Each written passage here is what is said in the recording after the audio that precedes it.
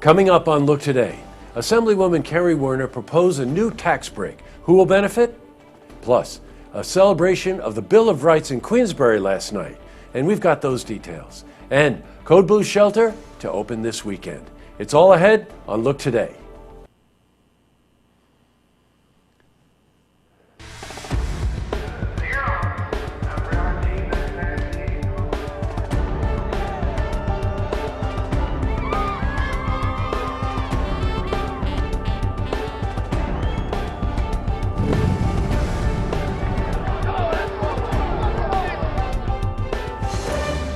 Welcome everyone, I'm Jay Hood Jackson, and this is Look Today.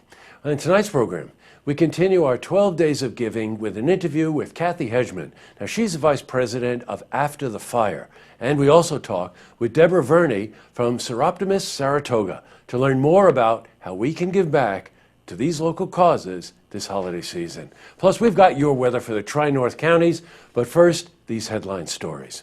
In our lead story, Assemblywoman Kerry Werner has proposed a tax break to benefit local Christmas tree farms. Werner announced the bill on Tuesday, saying it would establish a Go Green weekend for tree farms. This would create a tax holiday to allow consumers to buy trees and wreaths without paying the state sales tax. Now, many tree farms are small family operations, and the bill could stimulate both sales and tourism.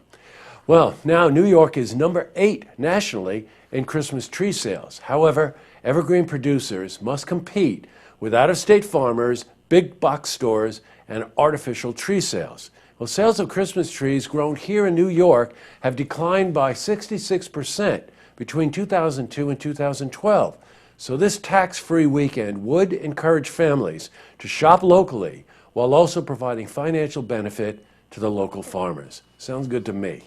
Well, changing from news to weather, there was a chill in the air today we haven't felt in a while. So let's see how the end of the week is shaping up. For the latest, let's head to our Glens Falls Weather Center for a look at your first forecast.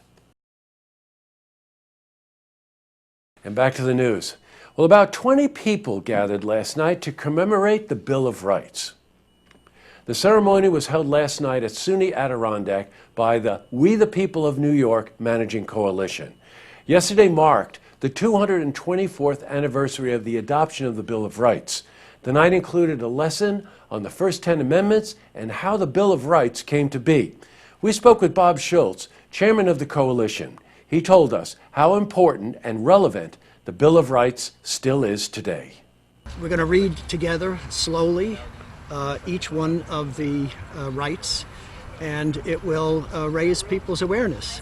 Especially at this time, there's a lot going on in the world vis-a-vis the Bill of Rights, freedom of worship, the Second Amendment, right to keep and bear arms, lots of controversy out there. Now the ceremony concluded with the singing of God Bless America and the hope from Schultz that this will become an annual event, and I hope so too. In other news, the Code Blue Shelter in Glens Falls will be opening this weekend. The Code Blue Shelter for the homeless will open for 3 days this weekend. The reason? The weather forecasts call for a wind chill below 20 degrees.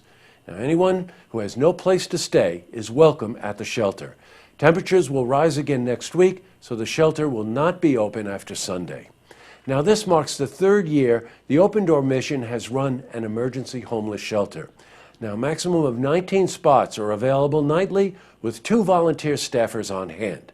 Those who need the shelter can take the Greater Glens Falls Transit bus to Lake George. This weekend, the ride will be free to Code Blue's new location, which is Gurney Lane in Queensbury.